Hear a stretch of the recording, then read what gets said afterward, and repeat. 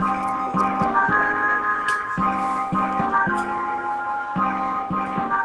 back. This is part 2 of my Godzilla movie rankings. In this video we're going to go through number 16 to number 1. What's number 1? Wait and find out. I'm sure you can guess, right? Right?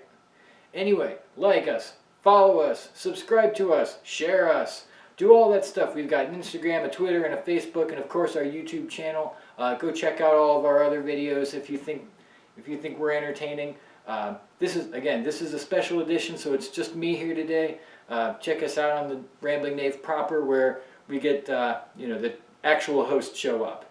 So we're going to jump right back into it. Number 16, Destroy All Monsters. Okay, so why is it at 16? Because it's a great movie. It was supposed to be the last of the Godzilla movies, but then it did so well they kept going. So this is the one where they pulled out all the stops and brought in all the monsters, or at least most of the monsters. Even if Varan and Baragon only get a couple seconds of screen time because the suits were in real bad condition. But it's just like, the gang's all here. You got Godzilla, Rodan, Mothra, Anguirus, Manda, that's awesome. I love having more Manda. And they all kind of they're taken over by evil aliens, and they go attack major cities around the world. And it's just spectacular in a sense. So why is it at 16? It's at 16 because it kind of follows the same formula as the movies before it. And then the final battle, where it's everybody versus King Ghidorah, is it's awesome and it's epic and it goes on forever, but it's just kind of like lopsided because it's like 6-on-1, so you always know who's coming out on top. So again, it's totally awesome, but I can think of 15 other movies that I think are just a little better. Okay, number 15, Godzilla vs. King Ghidorah, 1991. This was the Heisei version of Godzilla vs. Ghidorah, and it's the only one where they fight one-on-one. I know, that's so weird, right? Anyway, this is the one that also introduces time travel as a plot device. And outside of one really big plot hole that kind of ruins the whole movie, it works. So the idea is the aliens come down because they're aliens, and they say, we're going to go back in time, we're going to move Godzilla away from the nuclear bomb that created him, and you won't have any more Godzilla. So they go do that, but their nefarious secret plan is to leave these Dorats in their place. And look at these cute little guys. Look at them, they're so cute. Okay, they become King Ghidorah. And so then Ghidorah wreaks havoc. But then Godzilla shows up because what they didn't know is they put Godzilla into the path of a nuclear sub. So they got Godzilla anyhow. So outside of the glaring plot hole where King Ghidorah exists in two places at once at one point in the movie, and they stipulate that you can't do that in time travel because then you'll cease to exist, it's pretty good. The fights are great, the Ghidorah design is great, Godzilla beats him the first time and he comes back as Mecha King Ghidorah, which is all kinds of awesome. But if it weren't for that plot hole, this movie would be a lot higher. As it stands, that kind of throws things off, but everything else is great. Number 14, Godzilla vs. Space Godzilla, 1994. So I probably have this one ranked a little too high. Mostly because it's super wacky. Basically you have, just say Space Godzilla. Space Godzilla. That just sounds kind of silly. But one of the criticisms of the Heisei series is that Godzilla fights too many versions of himself. You get Mecha Godzilla. You have Space Godzilla, who is just basically Biollante that went through a black hole and came back, and Biollante was just Plantzilla. The thing I like about this, though, is that Godzilla fighting versions of himself present a credible threat, where in some of these Heisei movies, you actually get the sense that Godzilla could possibly lose. And in this one, if it weren't for the addition of the help from Gojira, which that's totally cool. Gojira is a robot from an early Toho sci-fi movie called The Mysterians, and they brought him back. I mean, he's basically just a redesigned Mechagodzilla, but I don't care. Gojira's sweet. So if it weren't for intervention from Gojira, Godzilla probably loses in this one. Plus, I like the Space Godzilla design, and then you get this guy, Baby Godzilla. Actually, this is Little Godzilla, but look how cute he is! This is like the cutest thing you've ever seen, right? And there's moments where he gets put into peril and Space Godzilla's bullying him around and shooting lasers at him, and you're just like, no, stop, look how cute he is! Anyway, again, it's kind of wacky, but I really like this one. The final battle is pretty cool where Space Godzilla's in his like crystal city and he's just whipping shit at Godzilla. And if you're paying attention in the movie, the last time Godzilla uses his atomic breath weapon, it goes from blue to orange. And that'll come up in Godzilla vs. Destroya. And I think it was a really smart idea for that forward-thinking thing to have his breath change color like that. And we'll get to that in just a couple of movies. I know, this is kind of a personal ranking putting it this high, but it is my list, so I do what I want. Number 13, King Kong vs. Godzilla. Now this is an all-time classic. And you're going to see this one hit the big screen, I think next year or the year after. But this one's coming up too in the MonsterVerse series of films. So long before the age of the internet, it was really hard to obtain some copies of these movies. You know, they're Japanese, imports were hard to come by. So for the longest time, a rumor persisted that there were two endings to this film. One where Godzilla won, and one where King Kong won. Now, since we have the internet and immediate access to everything ever, it's been proven that that's not true. There is always one ending, and King Kong won. So, myth dispelled. There's also a really funny part in this movie where the scientists wind up on the island where they're trying to go get King Kong, and it's full, you know, it's populated by, you know, the native tribe, and they just start passing out cigarettes, and they hand them to the kids. Like they're passing out cigarettes to kids. They're like, oh, the 60s. Yeah, you could just give cigarettes to kids because they're healthy. So I thought that was really funny and of its time. It's totally inappropriate now. You'll also notice that this pagoda gets destroyed about 5 movies in a row. So I should have pointed that out in Godzilla Raids Again, but I forgot. But that's the 3rd time this pagoda goes down. Number 12, Godzilla vs. Destroya. Now remember when I said something about the Godzilla's breath turning orange? Well, this is why. Because he starts melting down. Because he's essentially a giant nuclear reactor, and that's what happens when the fission goes unchecked. I also think this movie's a little overrated. Now hang on. It's at 12, so it's really awesome. It's just not quite the top 5 sort of thing that a lot of people give it. And I think it gets a high ranking because of the all the feels ending. And I'll give you this. The ending is, if you're a big Godzilla fan, it might actually make you cry. It's powerful. The thing about it is you have to get through the rest of the movie to get to that part. And some of it's kind of like, I'm not a big fan of the human subplot and the Destroya effects. Some of them are real dodgy. The crabs are like real stiff. There's a whole sequence that rips off of aliens. That's actually from Alien 3, but you know, it's like you stole, like that's the shot from Alien 3.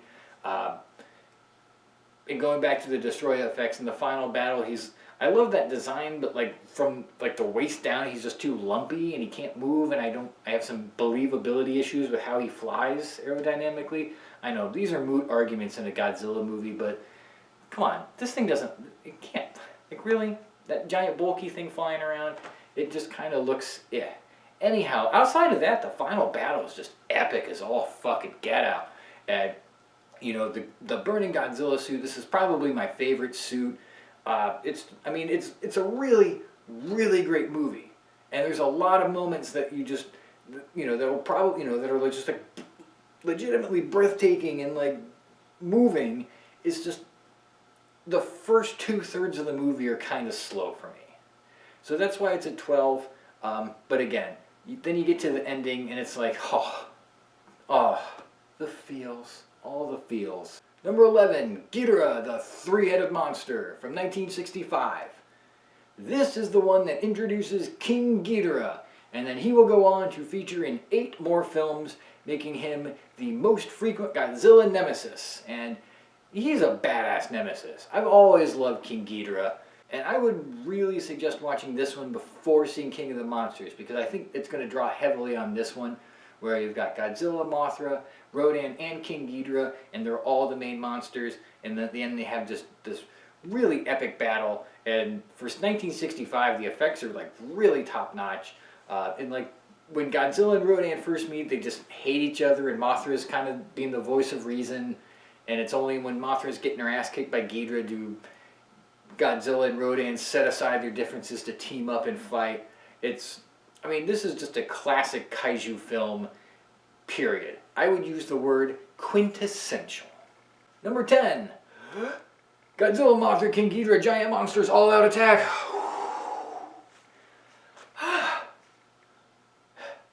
Okay, despite the unfortunate long-winded title, this one is like super awesome. This is the one where Godzilla is pure evil again. Like before, he was either just a straight-up good guy, or he would kind of have this, he would be chaotic, but not like malevolent. He was just there and big, and the city was, just around, and he has to get through it. This one, like, it almost feels like he's just got, like, this evil motive to kill things. And, like, this one has some very apparent on-screen death. Like, people die in the other ones. The military gets blown up every movie, but it's not, like, shown. You just, it's there, but, like, you just see a tank melt. This one is, like, there's a scene where some people are running away, and he turns a corner, and he honest to God sneers, and then wastes them all with his atomic breath. And then you cut to a scene of this teacher in a classroom, and there's a mushroom cloud, and it's all very, like, kind of unsettling. But anyhow, so then Mothra, King Ghidorah's the good guy here, by the way, and Baragon our guardian spirits sent to quell the threat. So they all get beat, and actually the humans win. It's really kind of, I like how they flipped the script and made Godzilla the bad guy, Ghidorah the good guy. It was just really different from any of the movies you'd seen previous. The only thing keeping this out of the top 5 is the weird Godzilla suit where he has kind of like this old man pot belly, and it's just like really distracting to me. But other than that, the head is awesome. The all white eyes with no pupils, that's just, that's chilling. Number 9, Godzilla vs. Mechagodzilla 2. This is the Heisei Godzilla, and if you like watching Godzilla, and I mean really watching Godzilla, this is the one for you. He is on screen for a series best 27 minutes. So you're getting a lot of Godzilla action in this one. And as you can tell by its top 10 ranking, it is one of the better movies, just period. Mechagodzilla is no longer evil. He is the protector. He is built by, I think it's the JDF or the Godzilla Command Center. So he's the good guy. And Rodan shows up again, which is cool. But the thing about some of the Heisei movies is there's an over-reliance on breath weapons or beam weapons. Like, in this one, it's really apparent because Rodan has a laser that he shoots. And it's like, come on, it's Rodan. Why is he shooting lasers out of his mouth? But, I mean, other than that, it's like a really good movie. And this is another one where, if it weren't for a moment where it's like Deus Ex Rodan, Godzilla is beat. Mechagodzilla has him beat in this movie outside of that one, happenstance moment. So again, I highly suggest this one. This is one of the better movies of the series. Number 8, Godzilla vs. Mothra. Now, maybe you know, but sometimes international promotional materials don't always make sense, or they don't always give you a good idea of the film they're promoting. A lot of the Eastern European countries do this to effect. Just Google foreign Star Wars posters and you'll see what I mean. Or you can just look right here. That is the Italian poster for Godzilla vs. Mothra. And as you can clearly see, that is not Mothra in any of her forms. It's cool though, and Watang, but it's not Mothra. Anyhow, so this is the first time they actually meet and they actually fight, and it's fucking awesome. And I love how, Godzilla's, again, kind of the bad guy, but he's mostly just that neutral force of nature kind of thing.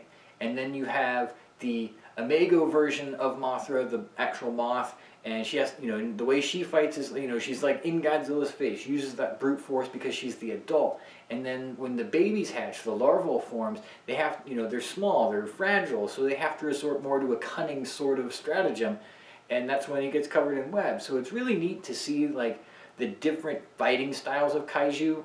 Also, the human plot in this one is actually interesting, and that's a big kicker. The best Godzilla movies have a compelling human story, and it's not just them yammering away just to kind of move it. they're there and they're there for a reason. So not only do you have like these really epic monster battles, but you have a compelling human story, so everything just clicks. Oh, and there goes that pagoda again. Number 7, the Terror of Mecha... Is that real? See what I say about those promotional materials? This is the Terror of Mechagodzilla, and that's just... That doesn't even have Godzilla on the poster. Where's that from? Poland? Poland? Okay, so... that's better. Okay, number 7, Terror of Mechagodzilla. This is the sequel to Godzilla vs. Mechagodzilla, and some people like it better. I don't know if I like it better, but it's still awesome. Because, you know, they say one good turn deserves another, so the Black Hole Planet 3 aliens, that's where they're from, Black Hole Planet 3, don't ask me how that works, they're back, and they recruit a mad scientist, because of course it's a kaiju movie, so all the scientists are mad. And the scientist has been working on a mind control device for a dinosaur he discovered called Titanosaurus. And it's not the actual real Titanosaurus, which was a sauropod. This is just a tall, skinny, it's like a lean Godzilla with no breath. I really like the Titanosaurus design, mind you. But they recruit him and team him up with Mechagodzilla to just whip Godzilla's ass for a while.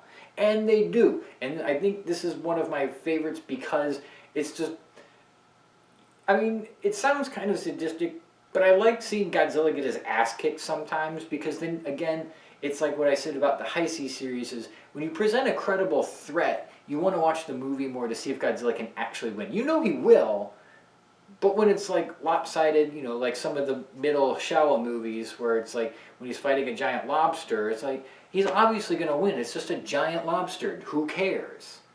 But when you have Mechagodzilla and Titanosaurus involved, you kind of wonder. And, you know, much like the last Mechagodzilla movie, if it weren't for some kind of Deus Ex Machina, he gets his ass, he would have got his ass beat. Anyhow, this was the last movie of the Showa series. This was Ishiro Honda, the director of most of the movies. This was his last movie, so it was kind of a fitting farewell. We wouldn't see Godzilla again for another 10 years between now and Return of Godzilla, obviously, I guess. And I guess, like, it's just one of the best movies of the whole series, period. Number 6, Final Wars. Okay, so this movie feels like it was, like, scripted by an 8-year-old writing fan fiction. Like, just, and I get it, because thinking 8-year-old me, this is what he would want to see in a Godzilla movie. Can you have all the monsters, I want to see all the monsters, of course, and bring back, like, you know, King Caesar and Kumonga and Baragon and Anguirus and all of them, and I want to put in that scene from The Matrix that I really like. Can we have a motorcycle chase? Let's have a motorcycle chase. Motorcycles are awesome. And I like Return of the Jedi. Can we have that part in Return of the Jedi where they blow up the Death Star too? Like, yes, we can have that. What about evil aliens in trench coats? Okay. What else? Bring back Atragon, the Atragon sub from the movie Atragon. Yeah, can we do that? We can. That's awesome. This is my fan fiction. I can. And how about let's bring back Gigan and give him a really awesome makeover, and then like the final monster will be King Ghidorah in disguise. Get it? In disguise. You won't know until it's like the final reel of the film, and it's all these things that like 8-year-old me would have wrote on a piece of paper. It's just off the rails bizarre, like even more than Megalon was, but it's so much fun. It is just 2 hours of non-stop, you know, ear-to-ear grinning fun. It doesn't have to make sense. It's Godzilla, and everything is just, like, again, it's just so wacky. Like, there's a scene where Godzilla's fighting monsters to Sum 41. I don't know why they picked that band of all bands, but it's like, here's an American rock song with Godzilla fighting. And, like, man, I just really love this movie. I also love the Gigan redesign. You know, like, he got his ass whipped, and then he went back to, you know, M-Universe, and then, like, went on keto and did some CrossFit, and came back ripped as all hell. And, like, then they gave him chainsaw hands, which is, like, even, like, the coolest thing ever in the whole world. And it all kind of culminates in this final shot where Kaiser Ghidorah is just deadlifting Godzilla. I'm like, that's fucking sweet. Of course Godzilla wins, but this whole fucking movie is just like, just watch. Number 5, Shing Godzilla. Okay, I'll be honest. At first, I didn't think I was going to like this movie. I thought the weird Evil Dead Godzilla redesign was awful. I heard that there was going to be a lot of bureaucratic politicking, and like they had to cut, they had to cut out of it because there was too much. So I thought, oh man, this movie is going to be a giant mess. And then I watched it, and then I went, that's one of the best movies in the entire series. Because Godzilla evolves, like, throughout the movie. Like, when you first see him, he's this bizarre, like, deep-sea creature. And then he just keeps mutating, and then he becomes this, like, horrifying, Lovecraftian, radiation-scarred, Evil Dead Godzilla. And, like, the first time he uses his breath weapon is, like, it's a moment. Like, it builds up, and then it's just, like, this... Like, it's not, like before where he could just use it and it just happens all the time. It was like this build-up, and it was this huge mammoth thing. Even the human plot, like, there's a lot of it, but it worked. Like, it was written so well that it just kind of moves along, and you always know, you always have that sense, that sense that Godzilla's, just there in the background. And then I will even give props, like, the humans win temporarily, and it's a really creative solution. Like, it's sci-fi pure, but it's creative, and I like that. So again, on the whole, I thought this was going to be a bad movie. Turns out it's one of my favorites. Number 4, Invasion of Astro Monster. Or the American title, as I know it, Godzilla vs. Monster Zero, because it was taped off of cable. Another one of those afternoon matinees. And maybe that's why I like this movie so much. This one might be a little high for some people because this one's generally referred to as the Star Trek with Kaiju movie.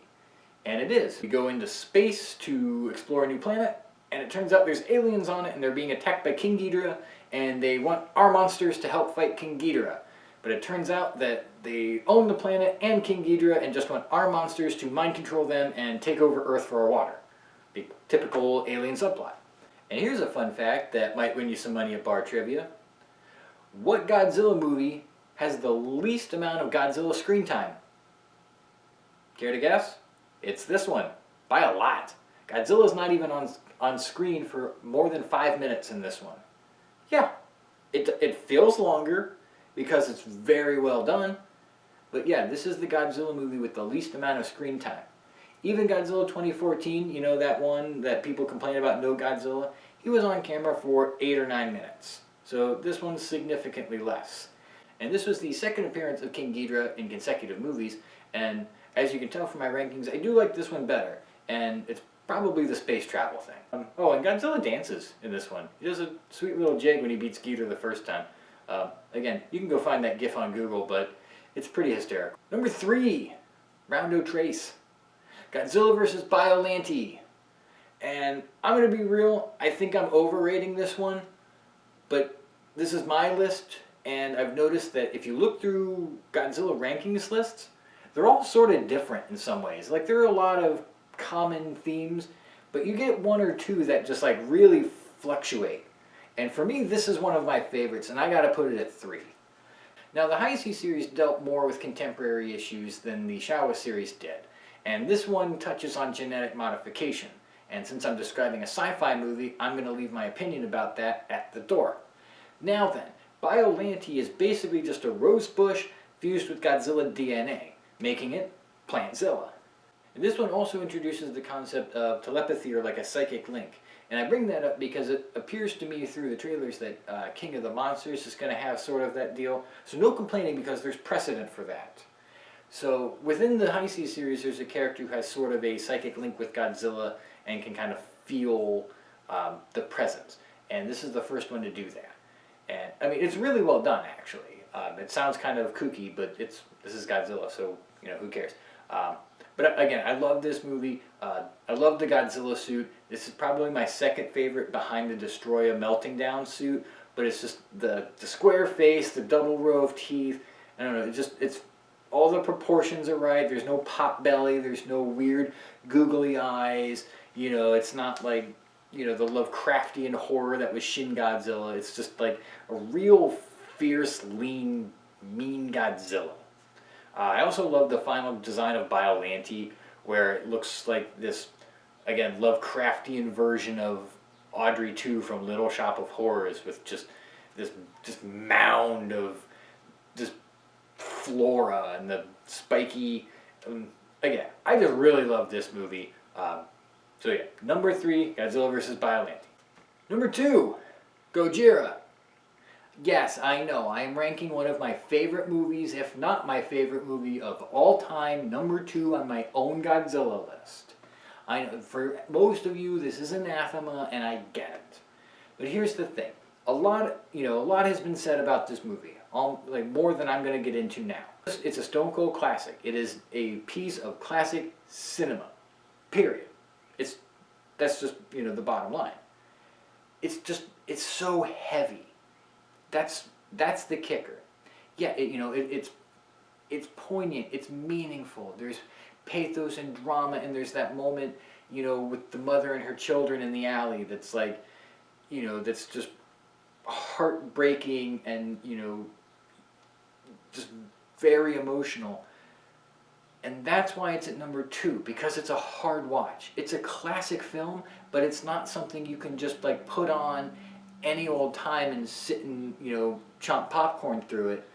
Like, you have to be in the mood, because by the end of the movie, like, you're emotionally taxed. Like, you feel drained. Like, even the death of Godzilla, who's the villain, is emotional. It's just, like I said, it is a great film. It is one of my favorite movies, if not my favorite movie, of all time. But I have to put it at number 2 because, again, I can't watch it every day because I would be just a husk. And that brings us to number 1, the best Godzilla movie ever, Godzilla vs. Mechagodzilla, the first one from 1974. I'm wearing the t-shirt, it's been a spoiler the whole time. Look, I get it. As a film, cinematically and critically, it's not better than Gojira. I know that. I know from a critical standpoint, this movie is like 3 stars, Gojira is like 4, 4.5. I understand. The thing is, and like I mentioned last time, rewatchability. You can turn this movie on anytime. It's fun. It's a little violent, but it's fun. And this is the first movie this is the first Godzilla movie to introduce that credible threat that I've brought up like 4 or 5 times so far. Where the first time you meet Mechagodzilla, he's disguised as regular Godzilla, and in a scene that's still shockingly violent to me now as an adult, he fights in gears and he just breaks his jaw and there's blood, and it's kind of scary actually. And then the big reveal, in the middle of this like burning city where he's just, where his skin just like melts away, and it's just this gleaming, evil-looking robot Godzilla. God, that's just so cool. And then going back to credible threat, there's that scene at the end where he's just standing on a ridge, and Godzilla and King Caesar he's just unloading on them. He's got like the infinite ammo cheat on. He's just standing there. He's got missile fingers and a ray gun and like lasers everywhere. And there's nothing they can do. They're just getting fucking shelled. And it's like the whole movie like is just about how badass Mechagodzilla is. And even in between.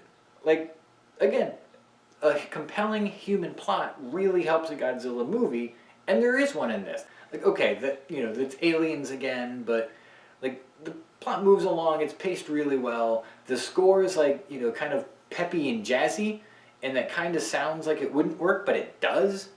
And then they introduce like his friend King Caesar, and like he's really cool, and he gets his own theme song, and it's supposed to be an ancient prayer, but it's using modern chord progressions, which I thought was always kind of weird. But like the whole movie is just watchable front to back, like anytime. And that's why it's number 1. Because it's, of the fun movies, it's the best of the fun movies. Credible threat, good plot, nice score, best villain in the entire canon, and by the end you don't want to cry and just feel bad about humanity. So that's number 1. So thank you for watching. I know this was kind of exhausting, but go down into the comments. Tell me, what did you agree with? What didn't you agree with? Which one's your favorite? Which one's your least favorite? Hell, if you want to do a full rankings, comment. Let me know. Like, we'll discuss about it. I'd love to do that. Again, remember to like, comment, subscribe, and share. We have Instagram, we have Facebook, we have Twitter, and make sure to check out The Knave proper on YouTube. Thanks for stopping by. Thanks for hanging out with me. We'll see you next time. Cheers.